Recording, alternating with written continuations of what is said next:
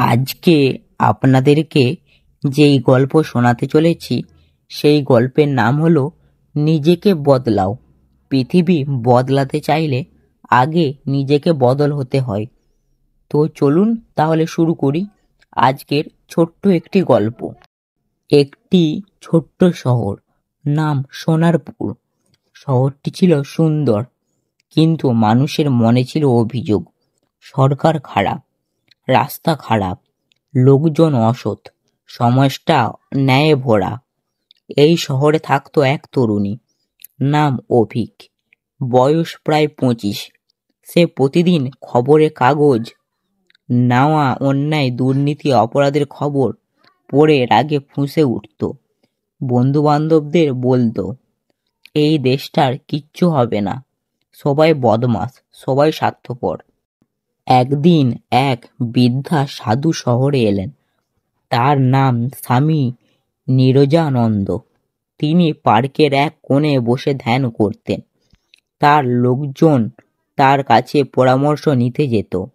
অভিকও গেল তার কাছে, নিজের রাগ, হতাশ আর অভিযোগ নিয়ে। অভিক বলল, বাবা, আমি সব কিছুই বদলাতে চাই। এই সমাজটা ভীষণ অন্যায় ভরা, মানুষ ভালো হতে চায় না। বৃদ্ধা শান্ত হেসে জিজ্ঞাসা করলেন, তুমি কি নিজে নিখুঁত? অভিক একটু চুপ করে বলল, আমি তো চেষ্টা করি, কিন্তু আমি তো একা, আমি কি বা করতে পারবো? বৃদ্ধা বলল, তুমি ভাবো, যদি সবাই এমন ভাবে, তবে কে বদলাবে এই সমাজ? পৃথিবী বদলাতে চাইলে আগে নিজেকে বদলাও। অভিক বিভ্রান্ত হয়ে জিজ্ঞাসা করল, কিন্তু আমি নিজেকে বদলানোর আগে সমাজ বদলাবো কিভাবে? বৃদ্ধা বললেন, তুমি একদিনের জন্য চেষ্টা করো, আর কারোর সম্পর্কে কিছু খারাপ বলো না, মিথ্যে বলো না। যেখানে পারো সেখানে একটু সাহায্য করবে। এরপর দেখো তোমার চারপাশটা কেমন বদলে যায়। অভিক চ্যালেঞ্জটা নিল। পরের দিন থেকেই নিজের জীবন বদলাতে শুরু করলো।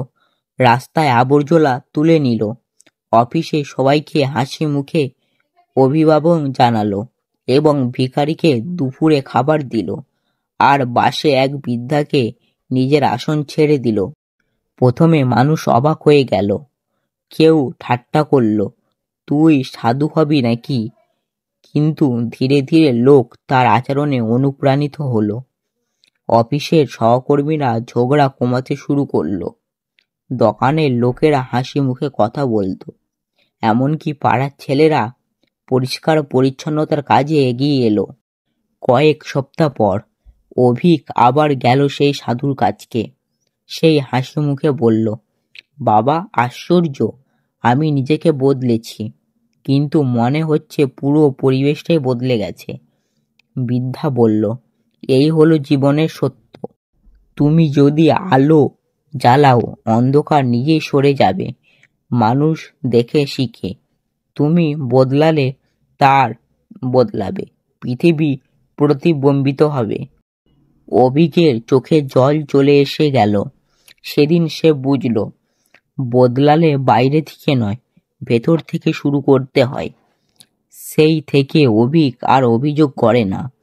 যেখানে ন্যায় দেখে সেখানে সে নিজেকে সাধ্যমতো ভালো কাজ করে, আর তার জীবন হয়ে উঠেছিল একটা বাহির থেকে প্রতীক।